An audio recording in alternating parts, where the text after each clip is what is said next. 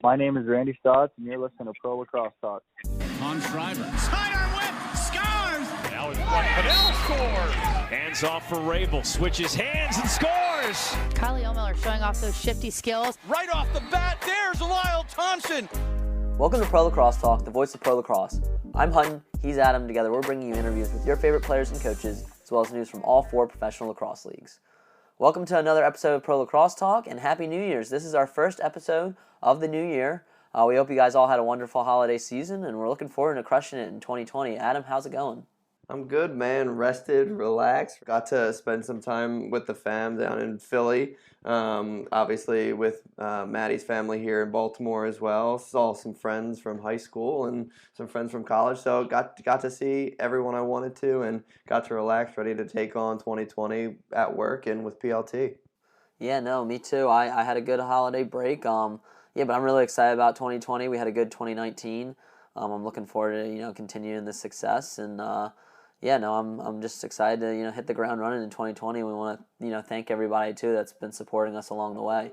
But with that being said, we had a ton of fantastic games this past weekend. Some good and some bad from some of these teams. So we'll get into that a little bit later in the show. But before we do that, let's recap these scores and start off with our fast break. So on Friday, we had 2 contests. In Game 1, the Black Wolves defeated the Riptide 21-11, and the Roughnecks bounced back from their close loss in Week 4 to defeat the Seals in San Diego 16-11. We had a full slate of games on Saturday that began with the Rock defeating the Nighthawks 14-11 in a closer contest than most expected. The Mammoth beat the Swarm 13-11.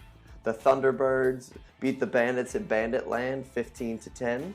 The Riptide lost their second game of the weekend, 11-4 against Saskatchewan, making them still winless on the season. And in the last game on Saturday night, did not disappoint as Matt Rambo netted a buzzer beater to help the Wings defeat Calgary 8-7. And in Sunday's lone contest, the Seals bounced back on a quick turnaround to defeat the Warriors 11-10. So that's your fast break. Now let's hit our quick stick and recap some of the news from around the leagues. Yeah, Adam, for our quick stick, we really only had one major piece of news, and that was the announcement of the new PLL team being the Waterdogs. It ended up being exactly what was leaked. It's that lavender purple that a lot of people seem to be excited about. I have my own thoughts, but let's start with you, Adam. I know you've been itching to have the Waterdogs be the name, and you kind of get your wish here. How are you feeling? Yeah, I'm excited, man. We were curious for a while whether that leaked image was going to be the actual Waterdogs logo. And, I will say, because of the graininess of that image initially, I was kind of nervous about the color scheme. But we were talking off pod a little bit. I'm excited. I kind of like the color scheme now a little bit more once I see it kind of in the high definition logos that the PLL put out. And, I'm really excited to see kind of long term. We were tweeting a little bit. I'm really excited to see what the gear looks like going forward. We haven't necessarily seen a helmet with one of those colors, and whether it's like a matte lavender or I just think there's a lot of opportunities to go in a bunch of different routes with this, because you think of the various helmets and you think of the Atlas helmet with the bull horns on it. What could they do on this helmet that would differentiate them a little bit? I think there's a lot of cool things that they can do going forward, and the name's great. The logo's not my favorite, but it's honestly grown on me since the announcement, and I'm excited to see what they do going forward with the gear and everything else. Yeah, let's touch on that logo first, I guess, because I want to hit it kind of in 3 parts. You got the logo, the color scheme, and the name. And unfortunately, I'm not a fan of really any of those 3, but I'll start off with the logo. I don't think it's bad. It's just a little too cartoonish for me, It's like they tried to be a little intimidating with it, but it's also like a cartoonish bulldog. It just doesn't really mesh well with these other logos to me, and I don't know. I'm not a fan. It's not an actual water dog either, and they chose a bulldog, so I don't know why they didn't go the route of actually choosing the breed of a water dog to be in that logo. Sure. So I don't know. That to me was a little odd. That to me was a little bit of a head scratcher. But I do get, wanting to have dog in the logo, like Paul mentioned. You get, 200% more engagement on social media posts, on dog posts. So I get that. And he actually, in the Sports Illustrated article, in his video explained, their whole strategy and process of going through developing this team name, this logo. And, I really admire it. They're very intentional with what they do. And this wasn't just slapped on a piece of paper and, put out there. They obviously took a lot of time getting this the way they wanted it to be. I just don't think the execution was the right way. Like, I again, like their logic of wanting to have a dog team. They mentioned that no professional sports team in the Big Four uses a dog as their main logo. So they really wanted to, have a crack at that dog logo, and I just, I'm not a fan. And it's, if you look at it compare it to the Charlotte Hounds logo, I think you have a bit of an intimidating dog. You have the cool name, which we'll get to, and then I like the color scheme. It kind of matches. The dog is like gold, and with this, it's like the purple to me. It's just, it doesn't fit. So I think it's maybe a combination of all things. I feel like if they would have hit on one of these aspects, I maybe would have liked it more.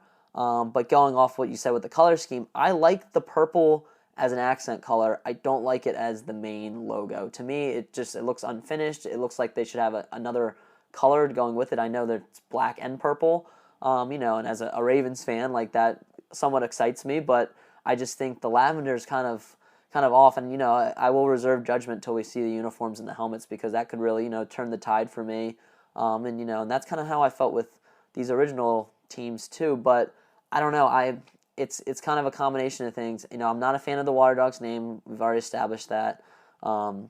And then, but they could have kind of won me over with the logo, because, again, I wasn't a fan of the Atlas name or the Chrome name, and I saw the logos, and I was like, all right, well, that's pretty cool. I can kind of get behind that, and they kind of grown on me. So I think the Waterdogs name will eventually grow on me, but the fact that the logo itself is kind of disappointing to me, and then the colors just, they feel off. When I think of water, I'm thinking of something blue, and I'm not saying, go with the traditional navy and gold, or go with a red and blue like a lot of teams do. I respect them for picking an out-of-the-box color that hasn't been used, but I think you need something to kind of tie that all together, and I feel like they were trying to do too much. They were trying to be too unique in all three of these aspects and kind of threw it all together, and I just don't think it works together. That's my opinion. I don't know. What did you think? I completely understand where you're coming from. I think, like you said, I'm definitely going to hold judgment once I see the gear. I didn't say this. I hadn't thought about this, but a couple days after Christmas, Paul tweeted out that he really loved the Trash Pandas logo that's in minor league baseball, and that got me thinking. I almost assumed at that point that the leaked logo, the Waterdogs logo, was going to be the name. Across minor league sports, especially in minor league baseball, you've seen a lot of those two-name teams come about recently, and how successful that team has been when it comes to the merchandise sales. A name like Waterdogs was kind of something I was expecting it to be, based off of that comparative to Grit or Stones, which Paul mentioned that he really liked in his State of the League. But going off of that, you mentioned the minor league teams. It works really well because you have a lot of these minor league teams that sometimes they're the actual names of the major league affiliates. And so a lot of these teams are going in and rebranding, and I respect that, like the Trash Pandas. But if you're setting yourself up to be a professional league, that's where I would throw caution, at going the route of a Trash Pandas. But to me, it's, again, like the execution of it all. I feel like if, the dog was like a gold or, a brownish, and then maybe you had like a teal or, a navy blue, not to bring up the Charlotte Hounds, but that would kind of make more sense to me. Or even you have the dog be black. I don't know, something a little bit more put together. It felt like they had all these ingredients that they really wanted to incorporate in this team name and logo, and they kind of forced them all together, whether they worked or not. So that's my opinion on it. We won't dwell on it too much. Again, I like the color purple. I just don't think it works really well with the Waterdogs name and the logo that they have. I'll just end with this. I know some people are saying the name's a little absurd, but when it over the top a little bit, like you were talking about. But I'll say this, it's the longer names out there, the more connected, the more synonymous with a league, a franchise. It's not going to feel as odd. And I'll say this: if the Boston Red Sox weren't a team how you really think the name Red Sox or White Sox is not any odder than Waterdog? Like an inanimate object is No, a yeah, better it's a great name point. than Waterdog. So like that's just something to think about too. It's new still, so I think that newness may kind of be adding to people's curiosity or distaste in the name thus far. Yep, no, I agree. That's a good point. That's how I felt about the Atlas and the Whip Snakes and the Chrome, and they all grew on me. And I enjoy those names now, and they're unique. But the thing that kind of helped me get over that initial timidness of the name, I think, was the logo, and that's what's kind of holding me back from liking this more than I do. Is I'm not a fan of the logo, so we'll see. But moving on from the logo and the name, we have some more news related to the Waterdogs Lacrosse Club. Shortly after the news that the team was going to be the Waterdogs, we also got the announcement that Andy Copelan was being hired as the Waterdogs head coach, the inaugural coach of that expansion team. He previously coached at Fairfield for over 10 years and was an assistant with Maryland prior to that. He recently stepped down as Fairfield's head coach this summer. He now coaches high school at Greenwich Country Day School, so he obviously has more time now to coach during the summer, and I think he's a great hire. He's got a lot of experience. Being with a program like Fairfield that's not a national powerhouse, he's probably had to work with a little bit less, so I think he might be the perfect choice to really build a team from the ground up. We're looking forward to seeing him and see how he drafts in February. But with that, let's move on to a big segment that we're both excited about. We're going to talk about our favorite pro lacrosse moments from the past decade. We put out an article on this that you guys can read. We had a lot of help from a lot of people in the lacrosse media that we want to thank. Too many to name right now, but you guys can all see them on the article itself. We really appreciate everybody that contributed to this list. We went year by year, so on our podcast, we'll do a little bit of a teaser and go year by year with our favorite moments. So why don't you start with 2010, Adam? Big one in 2010, Casey Powell becomes the first and only American to ever win NLL MVP. Yeah, no, and he is still the only one to this day to have won that award as an American. And moving on to that, 2011, we have the Boston Cannons and Bill Day win their first MLL championship. They have not won one since, and that was actually Bill Day's last year as the Cannons head coach. He was a goalie with them for their first 2 seasons. Career was shortened by injury, but then he became an assistant and eventually head coach in 2006. And he went out on top, winning their franchise's first championship, and that was also Paul Rabel's MVP season and his first MLL championship as well.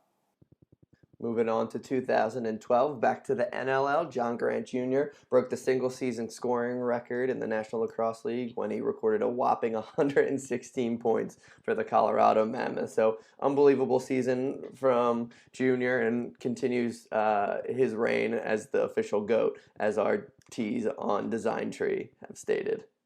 Yeah, and John Grant Jr. is going to be a theme on this list. In 2013, he won the MLL Finals with the Bayhawks and was named MVP. The Bayhawks won their 3rd title in 4 years.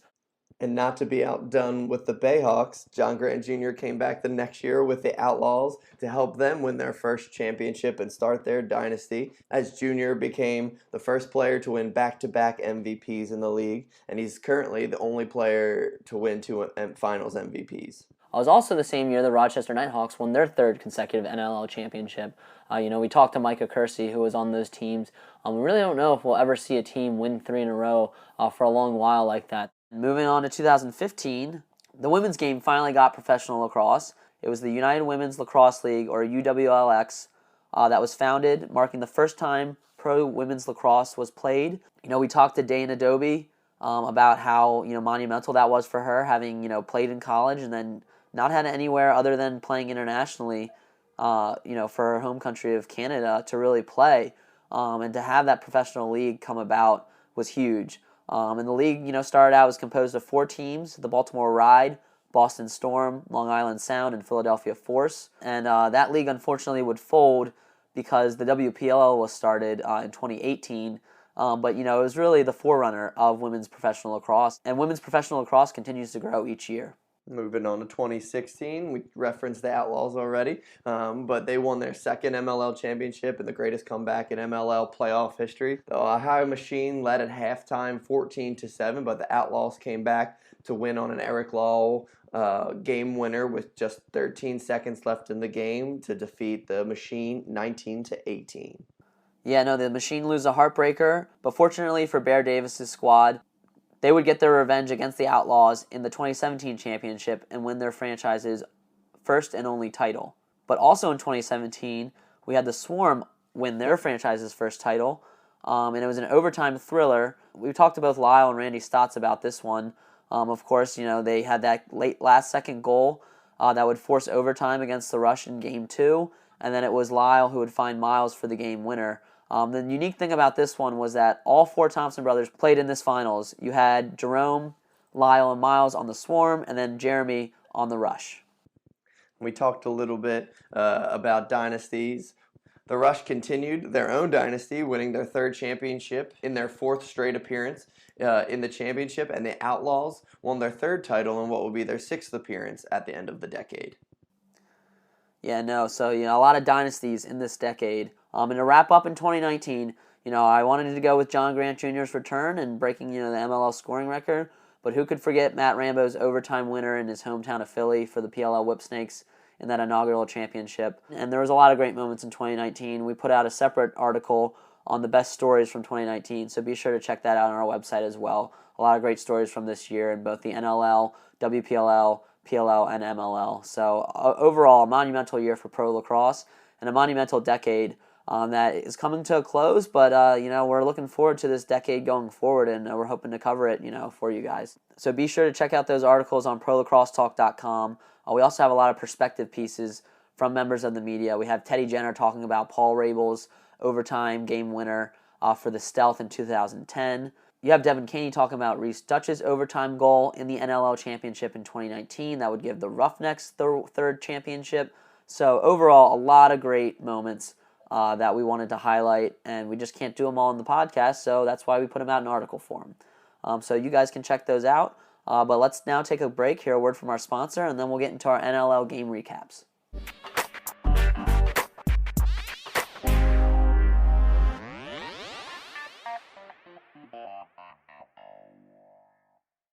Hey everyone, thank you for listening to another episode of the Pro Lacrosse Talk podcast.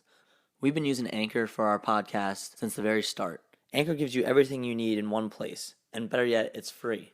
They allow you to easily record and edit your podcast so it sounds great and send it out to all the major networks such as Apple Podcasts, Spotify, Stitcher, and many more.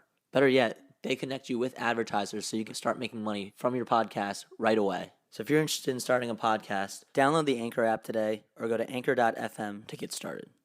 Today's show is being brought to you in part by Stitcher Premium. You can use Stitcher Premium to listen to shows ad-free such as Conan O'Brien Needs a Friend, My Favorite Murder, Wolverine the Lost Trail, or our favorite, The Fantasy Footballers.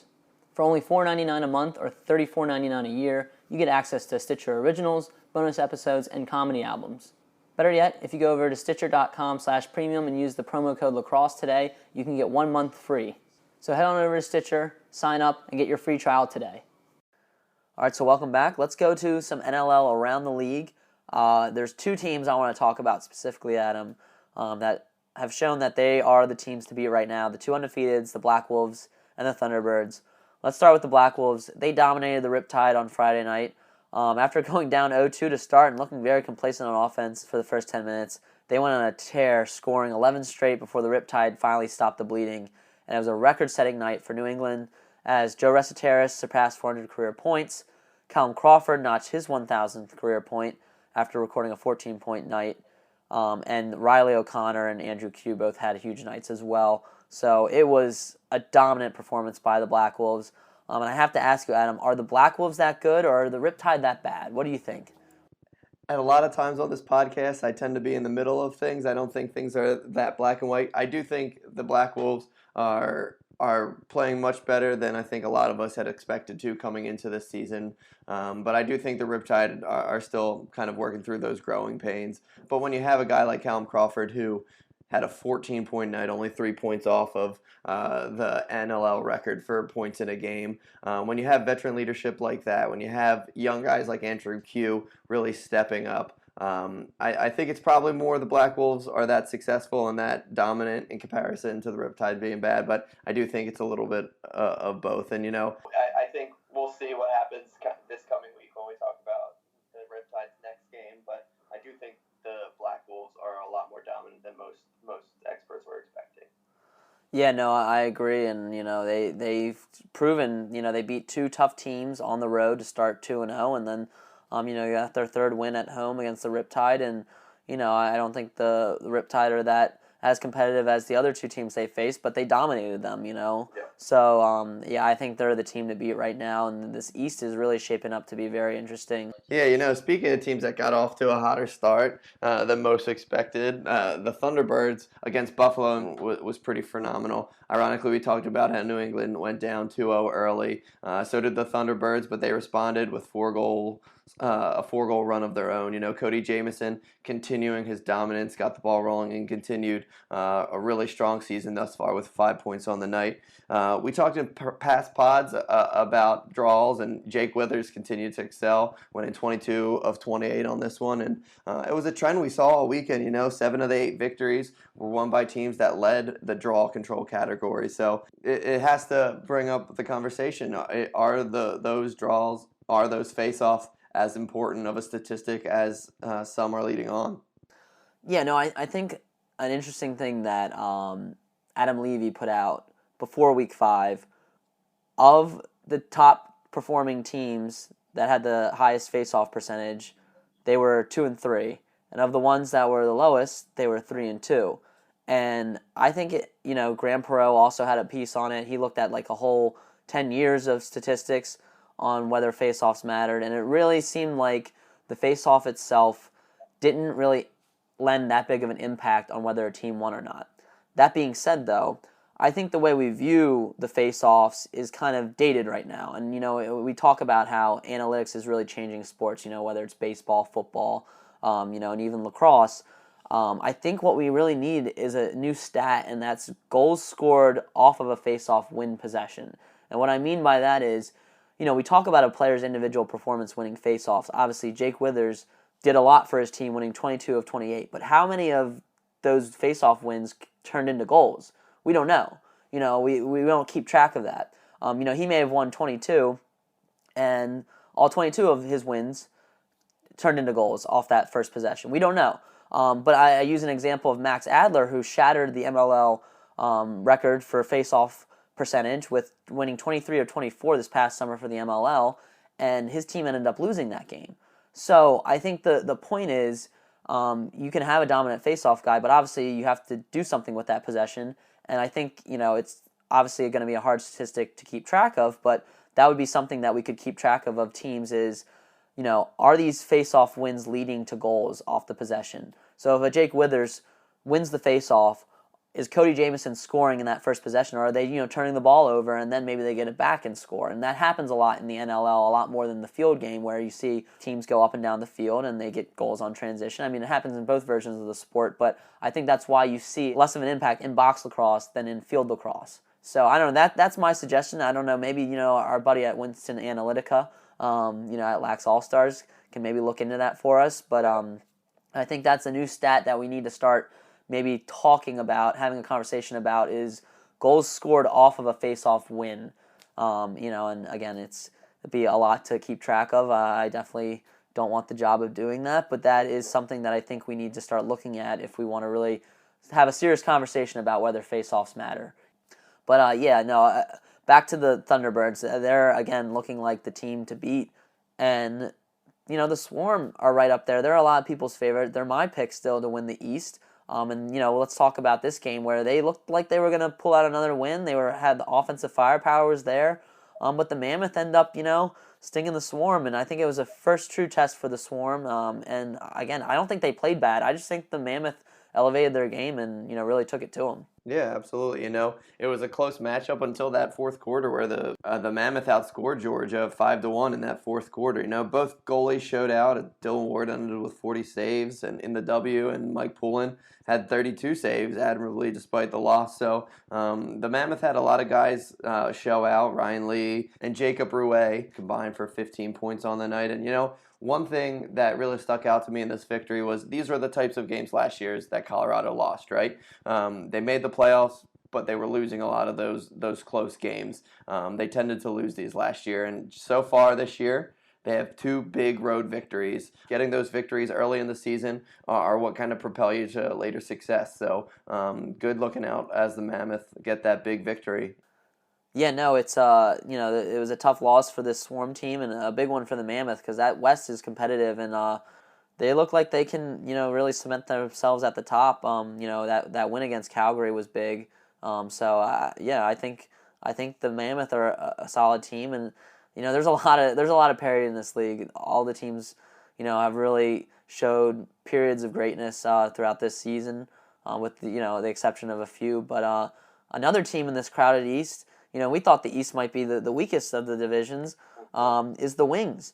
And they traveled to Calgary, and they knocked off the Roughnecks thanks to a last-second goal by Matt Rambo with just under 2 seconds on the clock. Yeah, the Wings got the big victory on the road, but the big story of the night was the penalty assessed to Calgary for the delay of game. They were traveling back from San Diego, and they actually ended up getting an early delay of game penalty because they forced the game to start over a half hour late. And ironically, the Wings did score on that penalty. Yeah, no, and I think what hurt them even more though was just they were sluggish, and I think it's a valiant effort having to play a game Friday night and then play another game Saturday night is not fair. It really isn't. The scheduling committee should have done a better job. And the whole travel thing kind of actually came about, though, because the Roughnecks decided to actually take a later flight. It was the choice between taking a 6 a.m. flight Saturday morning, after playing a game in San Diego. So it was either, wake up early, 6 a.m. flight, or take an 8 p.m. direct flight to Calgary, which they chose to do. So that was the reason for the delay. And I think, it affected them in this game. I just think it's tough. That's why I picked the Wings in this game because I knew they were going to come off a back-to-back, and it's just tough to win back-to-back with that short of rest, having to travel as well. It would have been one thing if they had 2 home games, but they didn't. So really, schedule not kind to the Roughnecks. They're 2-2 now. Curtis Dixon, he had his 400th goal of his career in the game. His 399th goal was actually the more impressive one, though. He went full Superman. That's how he earned that nickname, diving across the crease to score that 399th. But then he got his 400th as well. And you mentioned, too, Adam, that Del Bianco had a great day in cage. Absolutely. Did played really well despite the loss, and a crazy statistic, he has 2 losses under his belt already, but he's only let up 8 goals in those 2 losses, so can't do much more in cage when it comes to Del Bianco. He played valiantly despite these 2 close losses for the Roughnecks. Yeah, no, you think if you hold a team to 8 goals or less, you should win, but that's obviously hasn't been the case for the Roughnecks, and that offense has had some struggles, without Dane Doby, and then we hope Jesse King is healthy. He took a nasty crash into the wall in that game. Haven't heard any update on him just yet, but hopefully he'll be back for the Roughnecks next game. But yeah, overall it's looking a little dismal for the Roughnecks. I think they'll still be fine. They didn't have that great of a season to start last year. Kind of came on strong late in the season, so still plenty of time. But with that, we have a fun segment since it is 2020, time usually to make our New Year's resolutions. We're going to do some NLL resolutions. So the first one we have is a common New Year's resolution, and that is to get in shape. So, Adam, we have 2 teams that we think really need to get in shape. We have the Riptide and the Nighthawks. How do you think that they can really kind of come together and put some wins together in their inaugural seasons? Yeah, when it comes to that resolution, I think sometimes when it comes to getting in shape, people kind of don't see the long term right? They go to the gym a couple times, right? They work out. They're not maybe seeing the results this early on in the process. But for two expansion franchises like the Nighthawks, I think they need to play the long game. They need to continue to play the young guys. You know, Connor Kelly is balling right now for the Riptide. They need to keep molding, keep meshing with one another, and it just takes time. You know, there aren't many franchises that have had really, really strong success in their initial season in the NLL, and that just shows how strong of cultures teams tend to build in the National Lacrosse League. So I think for the Riptide and Nighthawks, they need to take the long view. They need to kind of take their licks right now. They may be winded on the treadmill a little bit right now, but if they take the long view, they'll be able to see those results long term. No, I agree completely. I think, if they have a little bit of patience, the progress is coming. I mean, you can see, I think that they look better in each game that they played, particularly the Nighthawks. They really gave the Rock a good game, so I agree with you. Patience, and in time, progress will come. So another common New Year's resolution, though, is to live life to the fullest. For us, that means play to their potential. And we have two teams that we have in mind that really aren't playing to their potential. I think one of them, Vancouver, kind of went in with, moderate expectations. And I think, though, with that talent that they really put on that roster, I think they could be better. Right now they're 1-2. I think they've played fine, but, I think they just need to squeak out some of these wins. Obviously, they lost a heartbreaker to the San Diego Seals this past weekend. But I think, if they really put their trust in their big offensive guys like Logan Schuss and Mitch Jones, they can really put it together and play to their potential. And then the other one, we talked about is the Bandits. So how do you think the Bandits can kind of put it together? They're only 1-1, but so far, not looking too great. They still have time to turn. I think the Bandits still have time to turn things around a little bit. We saw arguably one of the best goalies of all time in Matt Vince get pulled this week in this game, and that's something that you don't see very often from a pro like him. I think they just need to get some continued success from guys in cage like Matt Vince, Dane Smith, and some of their other offensive guys might need to pick it up a little bit. But just play together. They got to the championship last year by having strong competition, playing strong competition, and playing as a connected team. So just go out there, enjoy themselves a little bit, and they'll get back to their usual ways. No, I agree completely. And then our final one is a lot of people talk about learning a new skill. And to me, that translates to adding a player. And there's two teams that are missing some key offensive weapons right now, and that's the Seals and the Roughnecks. I'll start with the Seals. Austin Stotts hopefully will get healthy and come back. He had a phenomenal rookie season last year. Unfortunately, was cut short due to injury right before their final two games of the regular season and heading into the playoffs.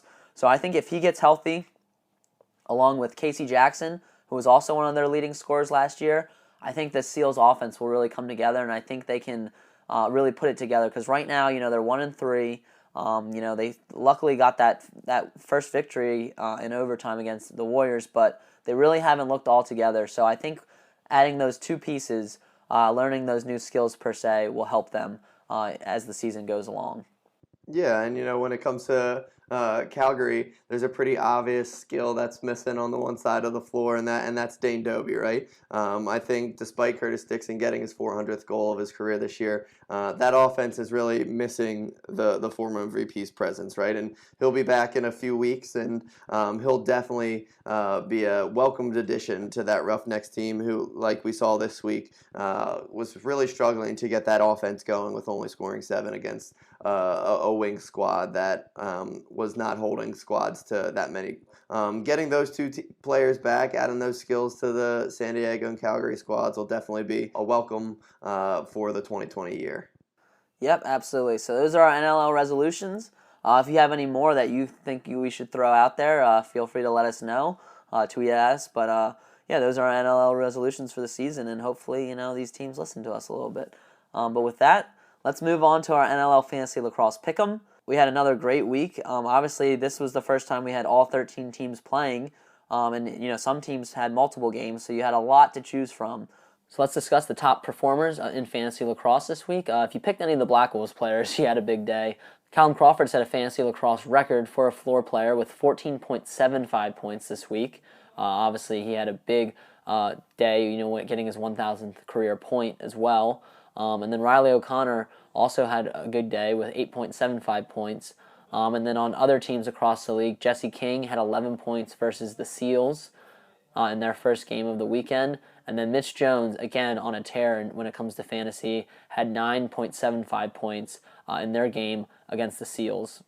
And then moving on to transition and defense, Jake Withers had 6.5 points thanks to 22 loose balls and an assist. Brad Cree had 6.25 points. Zach Currier also had 6.25 points for Game 1 against the Seals. And he's pretty much a lock to start every game. He's pretty much averaged around 5 or 6 points a game in terms of fantasy. But the man, the myth, the legend, who had the highest total of a defensive or transition player was Brody Merrill, who had 3 points, including the game winner, 2 calls turnovers, and 13 ground balls for 8.25 fantasy points in Game 2 versus the Vancouver Warriors. And then rounding out your top performers in cage, you had Zach Higgins with 10.5 points. Evan Kirk, who only gave up 4 goals on the day, had 10.25 points. And then Del Bianco had 10 in the Roughnecks game against Philly, and Scigliano had 10 in their game against the Warriors. And in terms of our fantasy lacrosse locks, Adam, you picked Mark Matthews last week for your epic fantasy lacrosse lock. He had 7.25 points, so a really solid day for him. And then my epic lacrosse fantasy lock was Dan Dawson, who had 7.5. So both our locks hit this week. Hopefully you guys listened to us and you picked them for your squad. But heading into Week 6, Adam, who is your epic lacrosse fantasy lock? We only have 2 games to pick from this weekend, and looking at all 4 rosters, I'm going to have to go with the big cat, Kevin Crawley, on the wings. Despite the Wings not breaking double digits in goals this season, scoring 6 in their first contest and 8 this past weekend in Calgary, I think going against a Riptide squad will be the best medicine for that Philly offense going forward, and I think Crawley will definitely be the benefactor. Despite it being an away game, it's going to be a short trip up to New York for Philly, so I'm going to have to take Big Cat in this one, having a big day. All right, and I'm going to go on the defensive side and take Matt Beers with the Warriors, and he's one of the best defenders in terms of fantasy production. Obviously he's a great defender in the league, but that doesn't always translate to fantasy production, but, he gets goals, he gets a lot of loose balls, and obviously, he'll have at least 1 or 2 calls turnovers a game, so he is my epic lacrosse fantasy lock of this week. Lock it down. All right, so those are our epic lacrosse fantasy locks. Let us know your lock by tweeting us your pick and using the hashtag #EpicLacrosseFantasyLock. With that, we'll go to a quick break, hear a word from our sponsor, and then we'll get into our game picks.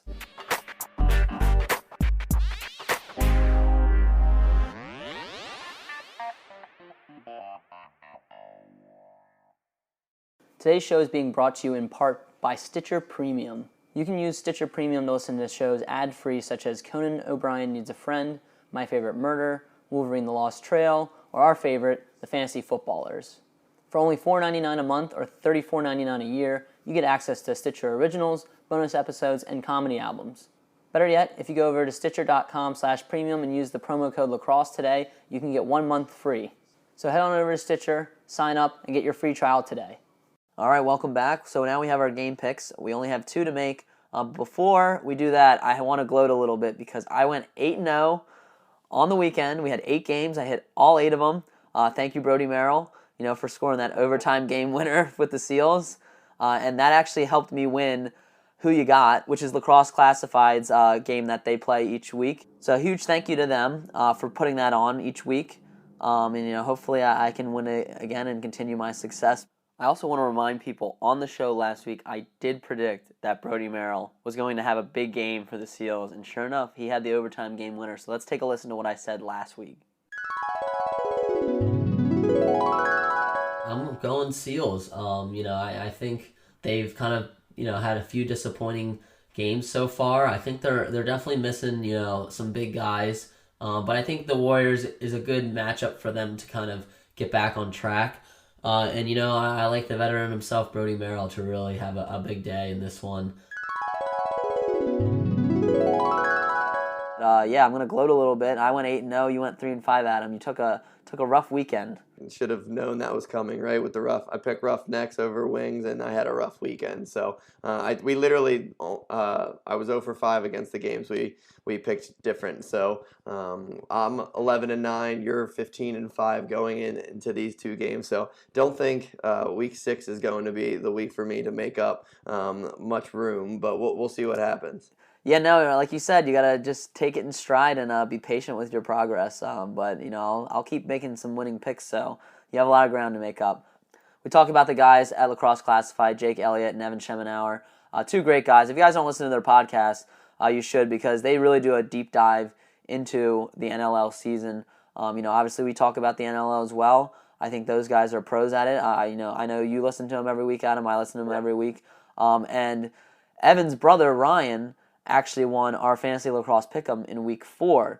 So it was a nice little chain of events where me from our podcast, won their contest, and then, a relative of theirs won our contest. So no nepotism, though. No nepotism. No nepotism. Yes, exactly. We make picks like everybody else. You can look at our fantasy lacrosse record right now. We're not doing so hot.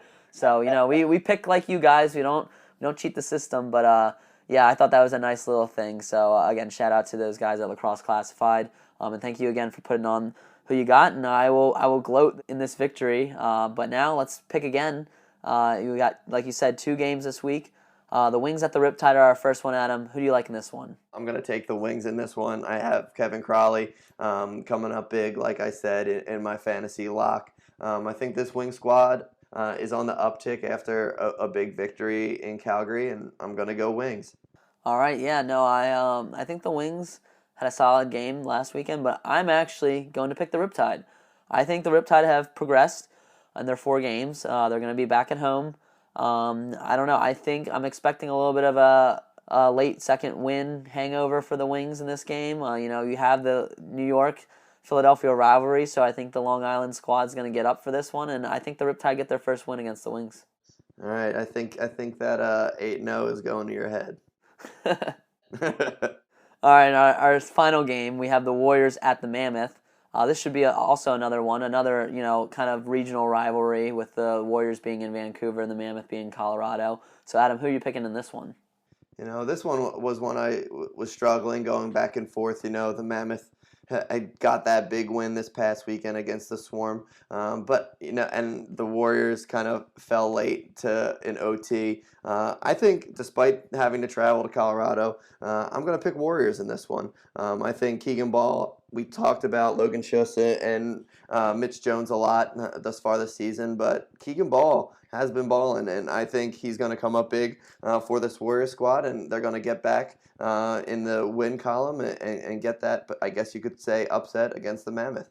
All right, I'm going Mammoth. I think they've really shown they're a top team in all 3 of their games, even their loss against the Rush. So I really expect them to come out strong in the Loud House, and I think they're going to get the victory. But I do think it's going to be a close game because, like I said, the Warriors I think have the talent to really put it together. But and obviously Matt Beers is my Epic Lacrosse fantasy lock. But I just think the Mammoth have been playing too well, and again, Dylan Ward has just been a brick wall in cage, and he shows no signs of letting up. So I'm picking the Mammoth in this one. We have both different picks, so it should be a big swing, whoever ends up winning. I'm either going to be closer or really in the hole. Yeah, no, for sure. But we'll find out this weekend. But that really wraps up our podcast. It's our first of the new year. We really want to recap our first year of Pro Lacrosse Talk. We really appreciate you guys listening. We started this podcast back in the spring. We just talked about, I remember we always talked about wanting to do something in the lacrosse space. Obviously, me and you both played at them, and we both were communications majors, so we really wanted to kind of, leave our stamp on the world of lacrosse, and we thought pro lacrosse isn't being covered enough, and there's no really, prime source for pro lacrosse. You have a lot of sources that are great, that cover either one league or they cover all aspects of lacrosse, so we really wanted to be, that resource, and we hope you guys have really enjoyed it. I don't know, some of my favorite moments, I think when we went to Baltimore together, it was a great time. It was nice. You were actually working the clock. I was also in the press box. It was a good game we saw too with the Chaos and the Archers. We got to interview Will Manny and Blaze Reardon after the game. And that was really like the start. I feel like we were really, on the cusp of something big, and not to say that we're there yet, but, we have big plans for this podcast going forward. But what was your favorite moment? Yeah, that weekend in Baltimore, especially living here now, is really going to leave an indelible memory for me. Hoping the PLL heads back to Homewood next summer so we can get to do it all over again. But, I think another big part for me was not only growing professional lacrosse as a whole, but really spreading word for the pro women's game. We started out, Kylie Ohlmiller was our first interview we ever did, and couldn't think of a better person to start our interview thread with. Looking forward to kind of growing the women's game with the WPLL, and that was definitely a highlight for me. And I hope, room to grow. Some resolutions for us is even more coverage of the WPLL and women's game overall. Yeah, I know that's a big, point of emphasis for us, and I feel like we did a lot, but we could do a lot more. And again, I just want to thank these players and coaches for really, giving their time. And, we treat this as like another job for us, even though it's, really more of a passion project. We try to have professionalism in our interviews and, when attending games. And I think, the players and coaches really treated us like professionals, and I really appreciate them for doing that. They gave us a chance. They talked to us. They really treated us like we were important. And, we were just starting out. They didn't have to do that. And so I really want to thank them for really giving the time and letting us tell their story, because that's what it's all about. We started this out, us, just kind of shooting back and forth, talking about these games. And then when we started to get these athletes, it really dawned on me that we had a platform that we could really get their story out, because we know a lot about these guys on the field. And I think you and I have talked about, we're interested in learning about them off the field as well. That's why we do our 5 and 5 segment, to really learn about them as a person, and hopefully they've enjoyed it too. So again, shout out to all our guests. Again, thank you guys for coming on, and we look forward to having, guests return, as well as some new guests come on the show, whether they be coaches, players, executives in the league. We've had some fellow content creators as well, like Diggs Tape and Kicks by Carly. So we want to keep it going for 2020, and if you guys have any feedback, again, let us know. We always appreciate your feedback, and we look forward to building Pro Lacrosse Talk as a brand with you guys. And that being said, we have opportunities to write. If you're listening to the podcast, that probably means you're pretty dedicated to the professional game. So we want to extend, if you feel like you have the writing abilities to write for our site, please let us know. We've had guys like Dan Arestia and Jordan Johnson recently write for us. And we really appreciate you guys writing, because we really want to get the content out there that this sport deserves. But we can't do it alone. So if you guys feel like you can write well, send us some writing samples. You can email us at prolacrossetalk@gmail.com, or, fill out the contact form on our website as well. But yeah, reach out, and if you have other ideas for content as well, if you're more of a video editor, or, you have other ideas that we can do, like pursue, we appreciate that. So please reach out, let us know. Some other guys too I want to mention that really helped us out. Tom Walton doing some video work for us, as well as Matthew Curtis, doing the Instagram for us as well. You guys, are a huge help. And then, we had some other writers like Tim Barry, Mary Alexis Jackson, and Mike Cooten, who wrote for us as well. So, you guys were a part of this. It wasn't just me and Adam. We had a lot of help along the way. So if there's anybody else I forgot to mention, I apologize, but we appreciate your help as well. With that, let's tease what we have coming up. I know we've been teasing it for a little while, but we have our interview with Denver Outlaws goalie Kai Iamoto. He's our first Japanese-born player that we are having on the show, as well as Cairns attackman Mark Hockerton. Those are the 2 interviews that we have coming up pretty soon. And then, we want to remind people to check out our Design Tree store. We have a lot of designs on there, and we have more coming in 2020. Some really good ones that I think me and you came up with, Adam. Yeah. So we're going to release those, kind of one at a time, so that we don't, overwhelm you with our awesome designs. But, there's a lot of great designs on Design Tree that aren't even ours, too. So check out, especially if you're a Philly fan, you have to check out Design Tree. I will say, as a Philly fan, you discussed, the Eagles have not lost since we got a branch on Design Tree, so shout out to our boys over there. Hopefully keep that going this weekend against the Seahawks. Yeah, no, Drew Smith and the boys at Design Tree have really hooked us up. We really appreciate their help.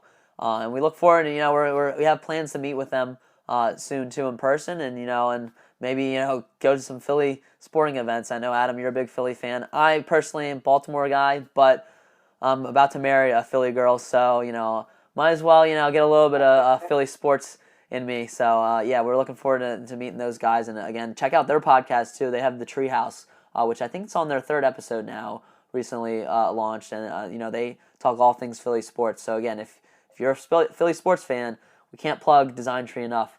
So with that, Adam, that brings us to our overtime segment. This time we're going to do some bold predictions, both for 2020 as well as for the coming decade. So my bold prediction for 2020 is that the WPLL will have another successful year. They'll maybe add some games to their schedule.